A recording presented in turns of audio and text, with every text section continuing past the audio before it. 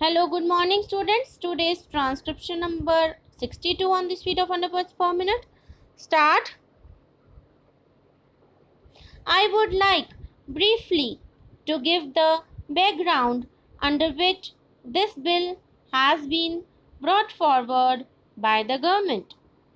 The House is aware that this institution has been in existence now for nearly half a century.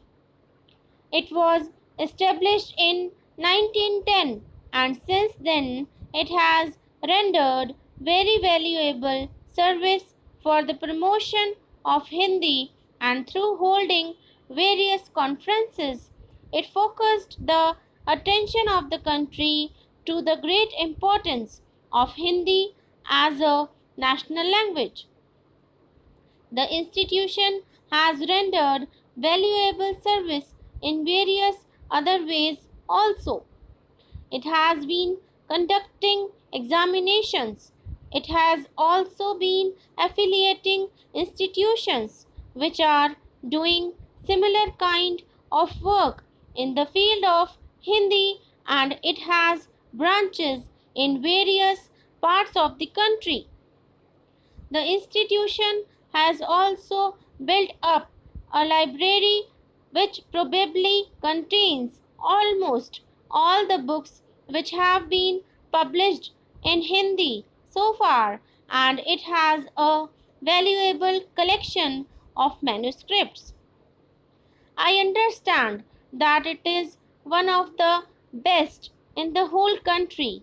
It conducts various examinations, and these examinations have been recognized by the government.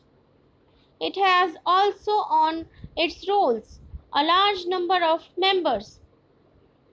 Some differences have arisen among the members, and the activities of the institution have been paralyzed.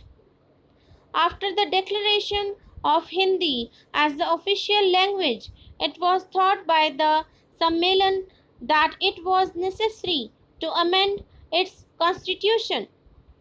Therefore, at the Hyderabad session of the Sammelan held in March 1949, a resolution was passed for the amendment of the constitution, and a committee of 21 members was appointed to frame the rules and place its recommendations before a special session of the Sammelan to be held at Patna.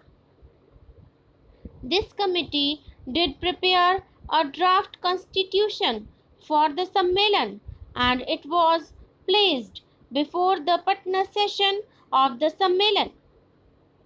But unfortunately, at this session, differences arose among the members, and after a good deal of discussion, it was decided ultimately to entrust the framing of the Constitution to a committee of 11 persons, with this proviso that a Constitution signed by 8 members shall be deemed to be approved by the general session of the Sammelan.